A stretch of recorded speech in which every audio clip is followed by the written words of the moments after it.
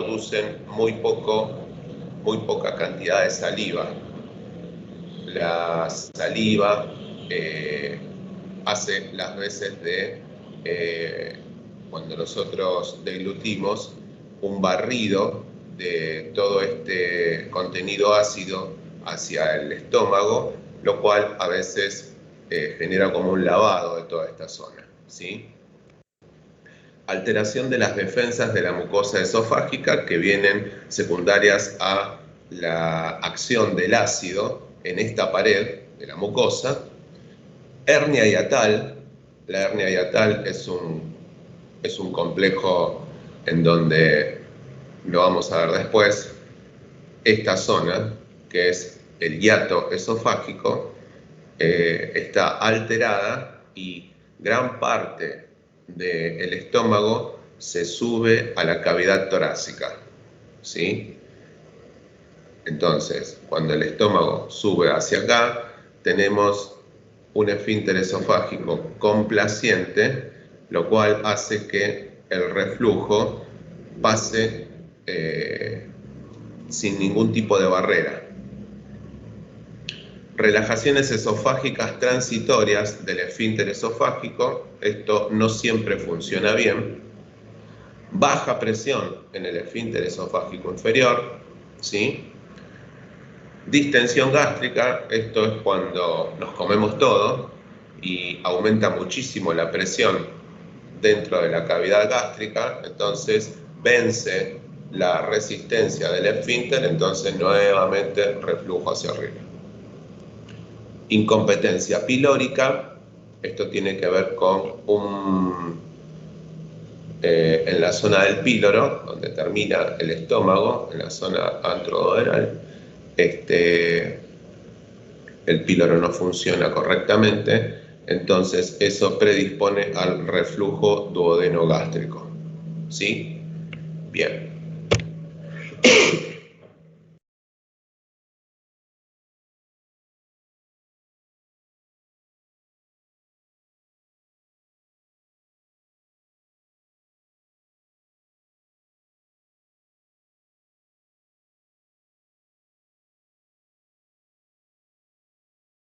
Nuevamente, esfínter esofágico inferior hipotensivo. Las relajaciones son esporádicas, pero cuando tenemos un esfínter esofágico hipotensivo es constante y este esfínter hace como una válvula que no cierra bien, queda a medio camino. Entonces hay reflujo y fundamentalmente la hernia hiatal, que esto ya les comenté, tiene que ver con un hiato esofágico mucho más grande de lo habitual y un prolapso del estómago hacia la cavidad torácica. Hace un rato les decía que ustedes van a ver este tipo de patología en la guardia muy a menudo y que pueden hacer el diagnóstico con el interrogatorio. Así que fíjense que los síntomas típicos son la regurgitación y la pirosis. Esto casi nos da el total, un 95% de certeza de que esa persona tiene reflujo gastroesofágico. Y después hay una serie de síntomas que son atípicos, que uno los va cotejando durante el interrogatorio, en donde tenemos dolor torácico que es no coronario, dispepsia y dolor abdominal, y hay síntomas extraesofágicos, que son personas que por ahí están con cuadros muy similares al asma, personas que por ahí no son fumadoras y tienen tos crónica, personas que aparecen con erosiones dentarias. Imagínense cómo será el reflujo de estas personas que en algún momento esta acidez llega hasta la cavidad bucal y erosiona la dentina de todas las piezas dentarias y las empieza a generar caries, ¿sí? Bronquitis crónica, otitis media recurrente y en el peor de los casos un sea laringio, ¿sí? Entonces, del 20 a 40% de estos pacientes tienen síntomas otorrinolaringológicos.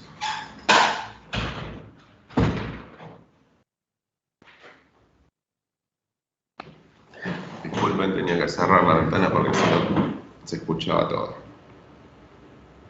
Bien. Nuevamente, acá tenemos toda la sintomatología principal del reflujo. Los más comunes: acidez, ardor en la boca del estómago, sabor amargo y ácido en la boca.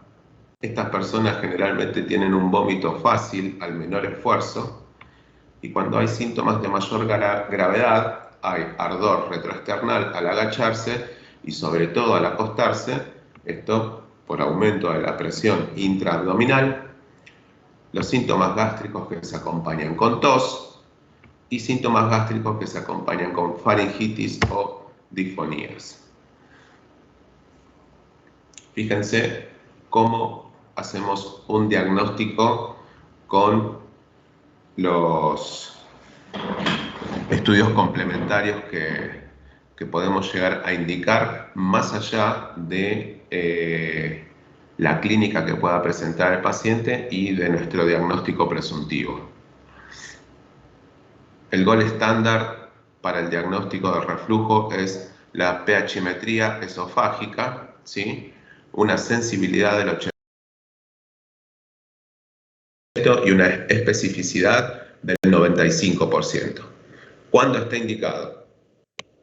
Para confirmar el reflujo en pacientes con síntomas presentes y que tienen mucosa sana, cuando hay dolor torácico indeterminado, cuando hay reflujo asociado con síntomas respiratorios superiores, cuando hay reflujo asociado con síntomas pulmonares, para monitorizar la exposición de ácido en pacientes con síntomas refractarios al tratamiento médico, y cuando tenemos una valoración prequirúrgica. Esto de la impedanciometría no lo tengan en cuenta por el momento. Fíjense cuál es el método que se utiliza para censar pH a nivel del esófago. Esto es la cánula que se coloca a través de la nariz y primero censa el menor pH, que es el pH gástrico. Esto va apareciendo en este aparatito y en diferentes sectores de la longitud del esófago tenemos unos sensores que nos van midiendo el pH en estos niveles, ¿sí?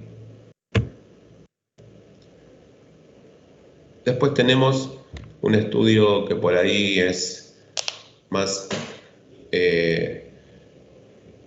de nuestros días, me refiero a mis días, no los de ustedes.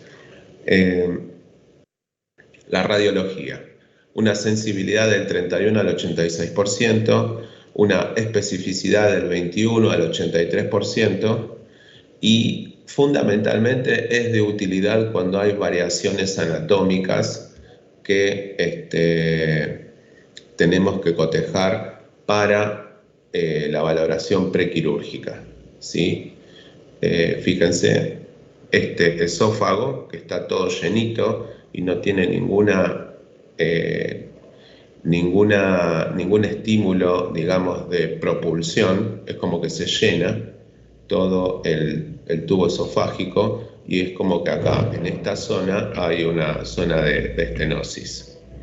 Lo mismo en esta situación, y fíjense acá que este estudio, como dice acá arriba, es importante para las variaciones anatómicas. Este estudio nos está diciendo que en este sector hay una hernia hiatal, nivel, y todo esto está en la cavidad torácica, ¿sí?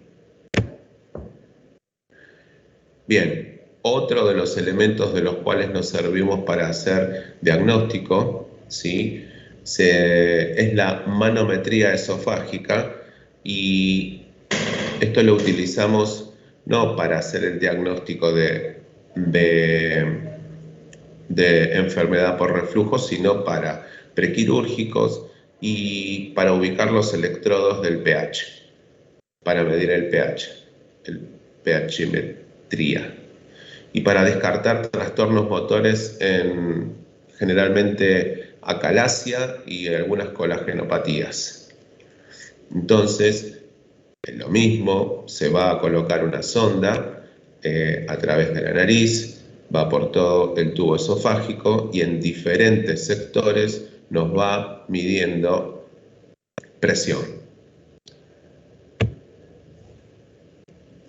Bueno, acá había un videíto de una veda, pero es un método de elección para comenzar a estudiar a los pacientes que ya han tenido un tratamiento de acuerdo a nuestro diagnóstico en base a síntomas, pero cuando ya este tratamiento está excediendo el mes y no vemos resultados de parte del paciente, más allá de las características que pueda tener el paciente, fundamentalmente con respecto al estilo de vida, es uno de los primeros estudios que podemos indicar fundamentalmente para descartar esófago de Barrett, ¿sí? Siempre tengan en cuenta que lo más importante de la veda es descartar esófago de Barrett. ¿Por qué? Porque el esófago de Barrett es una lesión premaligna y necesita ser solucionado cuanto antes para no progresar en un adenocarcinoma. Por eso es importante el Barrett. Bien, habitualmente cada vez que tenemos una endoscopia alta y hay pacientes que tienen reflujo, utilizamos la clasificación de Savary-Miller, en donde vamos a ver diferentes tipos de lesiones, grado 1, 2, 3, 4 y 5, que vamos desde las erosiones aisladas que afectan un solo pliegue. Hay erosiones no circunferenciales que afecten a más de un pliegue, erosiones circunferenciales, fíjense en esta imagen cómo las erosiones están girando casi alrededor de toda la circunferencia del esófago, úlceras, estenosis, esófago corto con o sin lesiones de grado 1 a 3. La última lesión es el epitelio de Barrett con cualquiera de estas lesiones. ¿Por qué es importante? ¿Por qué es importante hacer este tipo de diagnóstico? Porque no solamente nos va a ayudar a descartar el epitelio de Barrett. Recuerden que cada vez que hay un proceso ulceroso, el organismo soluciona esa úlcera con fibrosis. Al tener fibrosis, todo esto pierde gran parte de su movimiento normal. Imagínense que tenemos lesiones ulcerosas alrededor de toda la circunferencia y que esto pierda la ductilidad al pasaje de los alimentos. En algún momento va a ser tan importante que esto ya no se mueva, quede fijo y esa lesión, que en un principio era una úlcera, va a pasar a ser una estenosis y eso va a complicar absolutamente la calidad de vida del paciente, ¿sí? Esta es otra clasificación, ¿sí? Por ahí tiene algunas diferencias con la clasificación de Savary-Miller, pero traten de saber las dos. Clasificación de Los Ángeles. Por ahí esta es un poco más moderna, se utiliza habitualmente esta ahora, pero la otra, digamos que tiene sus cositas como para tener en cuenta. Bien, pasamos al tratamiento médico. Fíjense que nuestro objetivo principal es promover alivio sintomático, curar las lesiones endoscópicas prevenir lesiones como las estenosis, el Barrett y las úlceras, y además producir la regresión del esófago de Barrett. ¿Por qué? Porque si nosotros hacemos una endoscopía, tomamos biopsia, nos dice que ese sector del esófago está con una mucosa con características de Barrett, no quiere decir que ese Barrett ya progrese a un adenocarcinoma, sino que si lo dejamos evolucionar, sí va a progresar, pero el Barrett tiene tratamiento, y el tratamiento es fundamentalmente el tratamiento médico. Se hacen endoscopías sucesivas y se ve que esa mucosa cambia si el tratamiento funciona. Así que tener Barrett no significa que ya tenemos un adenocarcinoma, ¿sí? Es una lesión premaligna. ¿Qué es lo que tienen que sugerir a sus pacientes? Medidas terapéuticas, que son las que tiene que realizar él, las medidas higiénico-dietéticas y posturales. Esto tiene que ver fundamentalmente con el tipo de comidas que tiene que ingerir y las acciones que tiene que adoptar en cuanto a la postura. Ahora lo vamos a ver más adelante. La suspensión de los fármacos gastroagresivos, esto tiene que ver con aquellos pacientes que están muy acostumbrados a tomar analgésicos, antiinflamatorios no esteroideos y corticosteroides, por diferentes causas, ¿no? La suspensión de fármacos que alteran la motilidad esofágica y la presión del esfínter esofágico inferior. Tenemos otra herramienta que son las dilataciones esofágicas, el tratamiento endoscópico y el tratamiento quirúrgico vía convencional o por vía laparoscópica. Fíjense qué es lo que tiene que hacer la persona en cuanto a modificar su estilo de vida. Esto lo tiene que hacer sí o sí. No es que solamente tomando la medicación andamos bárbaros. Fíjense que comenzamos con tener una cama con una cabecera con una inclinación de unos 10 centímetros aproximadamente a nivel de la cabecera para evitar que el reflujo llegue hasta la boca, porque puede haber reflujo que puede ser menor, de menos síntomas, pero si nosotros inclinamos la camilla, la posibilidad del reflujo disminuye. El decúbito postprandial. Es muy habitual que uno termine de comer y se vaya a acostar. Bien, hay que hacer una sobremesa de 1 a 2 horas para hacer que haya un vaciado gástrico adecuado. Recién ahí nos podemos ir a dormir.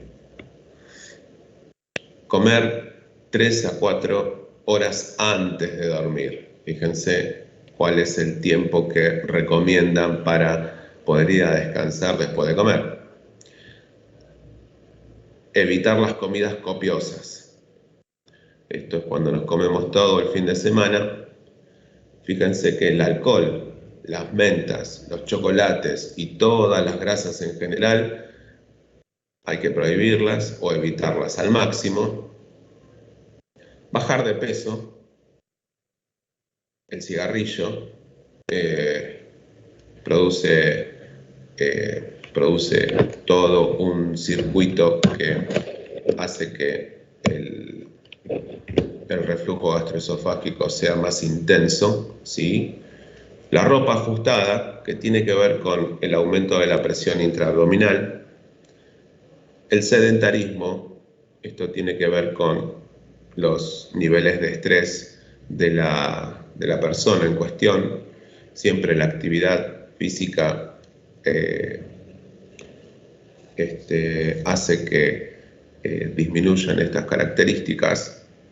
y los fármacos de riesgo, que son todos los que hablamos hace un ratito. Comenzamos con nuestro arsenal de medicación. Tenemos, desde el punto de vista farmacológico, medicamentos antisecretores. ¿Qué son? Los inhibidores de la bomba de protones y los anti-H2. Fíjense la mejoría que provoca el inhibidor de la bomba de protones contra los H2.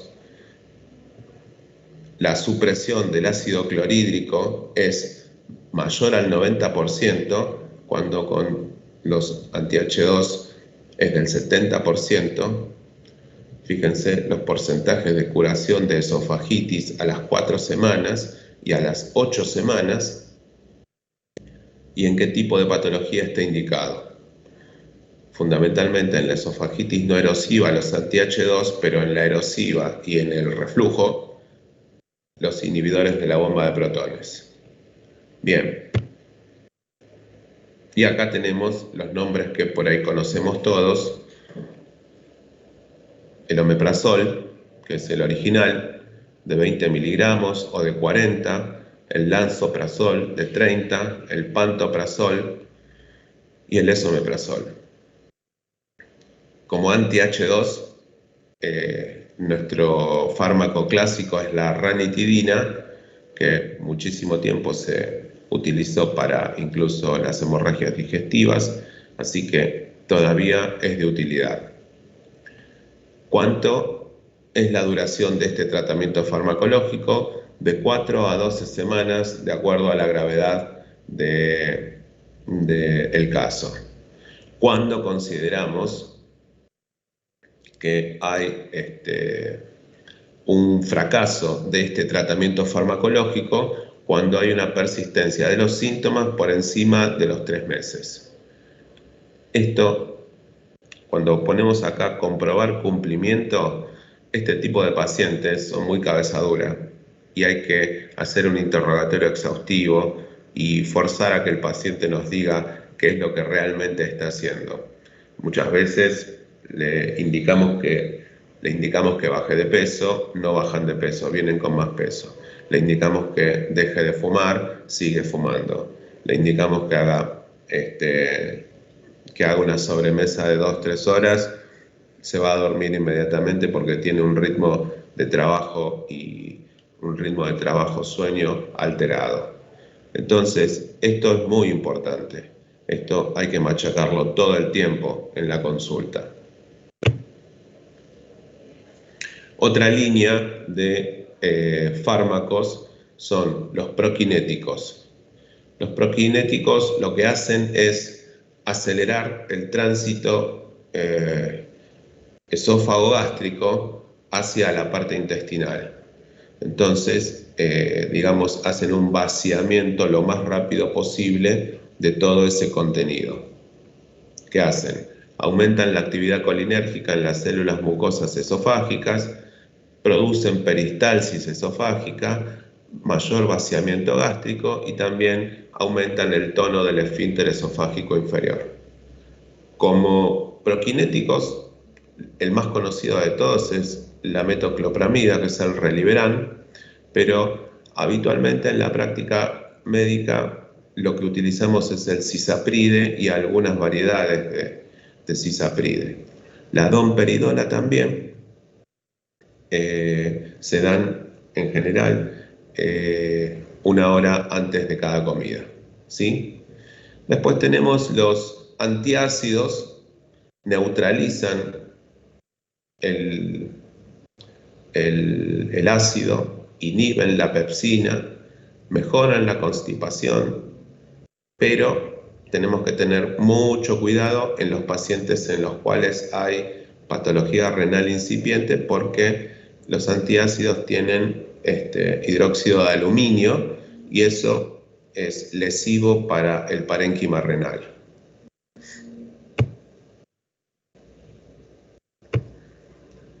Bien, hay fármacos que son protectores de la mucosa. El ejemplo más más conocido de este tipo de fármacos es el sucralfato, que lo que hacen es, el sucralfato se da una media hora antes de las comidas principales y generan una adherencia a exudados proteicos de las lesiones ulceradas, o sea, promueve la curación de esas úlceras, inhibe la pepsina, actúa como quelante de sales biliares. Esto es muy útil cuando hay un reflujo duodenogástrico, ¿sí? Por eso dice útil en el reflujo alcalino.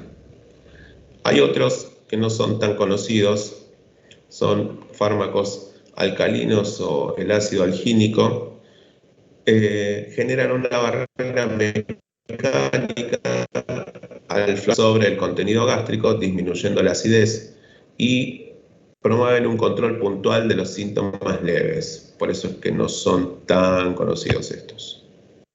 Bien, si todo eso que podemos indicar en el consultorio o en la práctica diaria fracasa después de los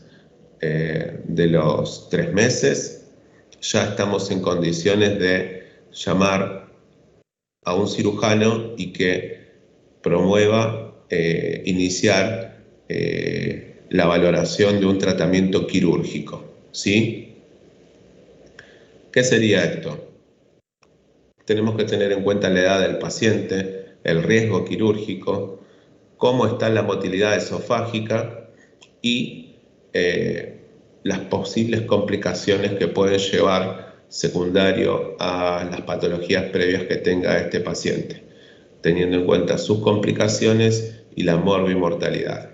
Bien, fíjense que hay una indicación para un tratamiento quirúrgico y fundamentalmente está por la edad. En los pacientes menores a 45 años, ¿sí? En donde hay antisecreción gástrica crónica, hay fracaso o mala respuesta al tratamiento médico. En las endoscopías tenemos estenosis, úlceras recurrentes que no son refractarias al tratamiento. Las complicaciones extraesofágicas, como las respiratorias o los de la cavidad oral, y el paciente que tiene Barrett con una hernia hiatal.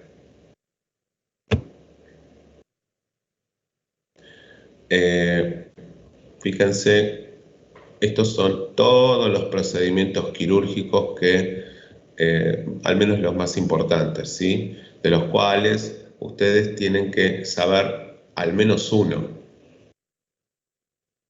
Este que tiene la estrellita, ¿sí? La laparoscopía de Nissen puede ser con un abordaje torácico, puede ser con un abordaje abdominal abierto o puede ser con un abordaje laparoscópico. Lo ideal, el gold standard, es el tratamiento laparoscópico, ¿sí? Y después veo si les puedo poner algún video. Tenemos un pliegue completo del estómago alrededor del esófago. Generalmente, cuando esto está asociado a una hernia hiatal, se soluciona la hernia hiatal y posteriormente se hace el Nissen laparoscópico, que es bajar el esófago a su lugar habitual y hacerle un pliegue completo alrededor de donde está el esfínter esofágico inferior, como si fuese una bufanda, ¿sí? ¿Qué es lo que predispone a eso? Cuando uno come, todo el estómago se distiende, ese sector que está la bufanda de estómago alrededor del esófago se aumenta, se distiende, y eso permite que, actuando como si fuese un esfínter, ¿sí? El resto de las cirugías tienen algo bastante similar, pero la más importante es esta, Nissen laparoscópico. Fíjenselo en la cabeza. Bien, ¿qué puede ocurrir de toda esta cirugía? Todo lo que se les ocurra. Complicaciones intraoperatorias, perforación esofágica, lesión hepática, perforación gástrica, hemorragias, lesión esplénica, puede llevar a una esplenectomía, neumotórax, enfisema mediastínico, y las extraoperatorias, disfagia, síntomas de retención gaseosa como distensión abdominal, flatulencia, hipo, imposibilidad para vomitar o que después pueda aparecer una hernia paraesofágica. Ven que les decía que hagan de cuenta que en algunas cirugías acá se ponía como si fuese una galga. Una galga es una medida para evitar que esta bufandita que le hacemos, fíjense que esto, imagínense como si fuese el esófago. El esófago lo bajamos hasta acá y el propio estómago le hace una bufanda alrededor del esófago. Cuando comemos, esto se distiende y cierra y actúa como esfínter esofágico inferior, ¿sí? Y después pueden leer acá las recomendaciones terapéuticas con nivel de evidencia científica, ¿sí? Y los grados de recomendación para el tratamiento del ERGE. Fíjense que los inhibidores de la bomba de protones son útiles para el diagnóstico de ERGE. Tiene un grado de evidencia A y una evidencia científica 1B y un grado de recomendación A. Pero las recomendaciones en cuanto al estilo de vida, aunque aporten poco beneficio, se tienen que realizar igual, tienen una evidencia científica 5 y un grado de recomendación D. Pero fíjense estas dos. Los antisecretores son más eficaces a corto y largo plazo que los proquinéticos y los antiácidos. Grado de recomendación A, grado y evidencia científica 1A. La respuesta terapéutica se relaciona directamente con el grado de inhibición ácida, evidencia científica 1A, grado de recomendación A. Los inhibidores de la bomba de protones son más eficaces que los anti-H2, esto ya está recontra comprobado, y la cirugía antirreflujo aporta resultados similares al tratamiento farmacológico a corto plazo. Grado de recomendación A y evidencia científica 1B. Con respecto al esófago de Barrett, la resección endoscópica es una alternativa terapéutica eficaz y con bajo índice de complicaciones cuando existe displasia de alto grado o adenocarcinoma intramucoso. Esto está en revisión. Lo pueden leer tranquilamente. Bien. ¿Tienen alguna preguntilla con respecto a esto? Profe, tengo una duda con la parte de indicaciones quirúrgicas. Sí. Decime. Ahí dice complicaciones extraesofágicas. ¿Qué sería eso? A ver.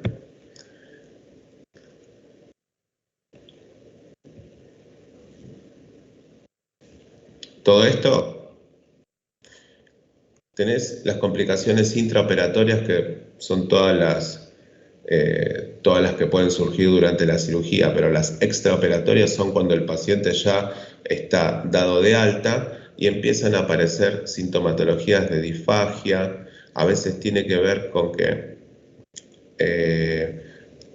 el Nissen se hace muy, muy apretado, entonces al paciente cuando pasa la comida le duele un montón. Son secundarias a la cirugía, ¿sí? ¿A eso te referís? Claro, sí, no sabía qué era. Claro, ya entendí. Está bien. ves que dice imposibilidad para vomitar, también tiene que ver con cuánto se ajuste ese nuevo esfínter que se realiza con el estómago. Entonces, a veces se hace muy ajustado, a veces se hace muy laxo y queda reflujo, por ahí un reflujo mínimo. Entonces también tienen imposibilidad para vomitar. Puede generarse con el correr de los meses una hernia paraesofágica, pero son todas complicaciones que surgen propias de la cirugía, ¿sí? Está bien, gracias. ¿Alguna otra cosita? Profe, yo tengo una duda. No sé si escuché mal que después del fracaso de 3 meses, puede ser, pasamos al tratamiento quirúrgico. Sí. Ah, ok, listo. Gracias. Por ahí no siempre están así, porque hay veces que es medio raro que un paciente fracase con todo el tratamiento farmacológico y con todas las medidas higiénico-dietéticas que tiene que realizar el paciente. Pero a veces ocurre, entonces, pasado un tiempo prudencial que está entre los 2 y 3 meses, se empieza con los estudios prequirúrgicos, ¿sí? Pero más o menos ese es el límite. Buenísimo, gracias.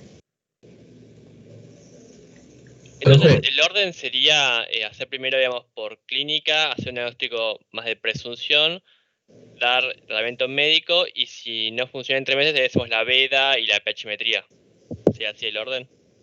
Sí, porque en general te inclinas a ver cuáles son los elementos que está presentando el paciente para ser reticente al tratamiento o para que este tratamiento esté fracasando.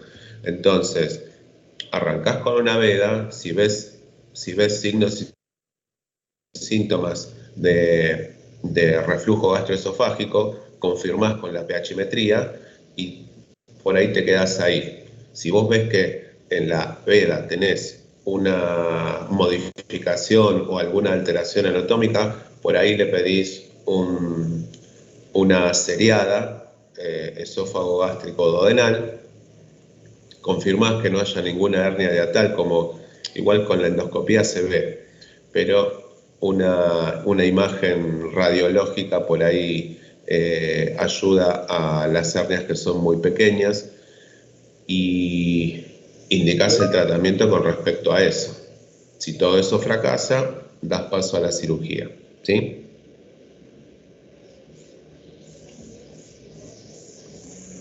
Sí, profe, gracias. una consulta, profe. En cuanto al Sí. tratamiento médico farmacológico, de primera línea, entonces, los inhibidores de la bomba de protones, y después se pueden hacer combinaciones con los prokinéticos y demás, o se saca. Sí. En realidad no es que se da, vieron que yo les di toda una línea de medicamentos, pero no es que doy uno solo y pruebo, ¿eh? Esto generalmente se da combinado con respecto a a la sintomatología del paciente. Si el paciente me viene y me dice, Doc, tengo un fuego acá en la boca del estómago y yo lo veo en líneas generales con un buen peso, porque este tipo de pacientes cuando tienen sintomatología gástrica y de reflujo empiezan a comer mal, empiezan a bajar de peso, se los ve desmejorados, pero si yo veo que también tiene en una revisión de la cavidad oral un montón de caries y me dice, no, yo no fumo nada, pero a la noche me levanto tosiendo todo el tiempo, tengo que sospechar de que el reflujo es importante, entonces voy a combinar por ahí inhibidor de la bomba de protones durante las comidas, puedo indicar, o media hora antes puedo indicar sucralfato, y también combinarlo con prokinéticos, ¿sí? Pero no, uno solo en general no me da un beneficio total para la patología, ¿sabes? Lo vas combinando de acuerdo a la presentación de los síntomas que tiene el paciente. Eso, en realidad, con el correr del tiempo y la experiencia que te va dando, lo que vas probando con los pacientes, se hace en forma bastante artesanal, pero tiene sus indicaciones. Perfecto, gracias, profe. Bien. ¿Algo más, chicos?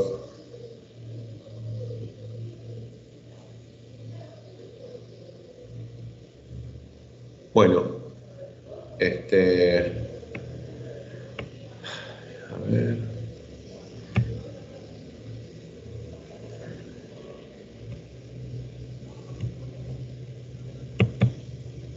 Voy a dejar de compartirles esto. Y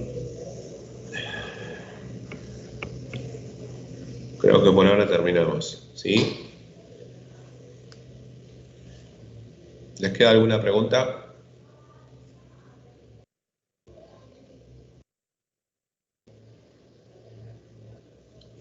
Bueno, chicos, nos estaremos viendo en la próxima, ¿sí? Chao, profe, muchas gracias. Gracias.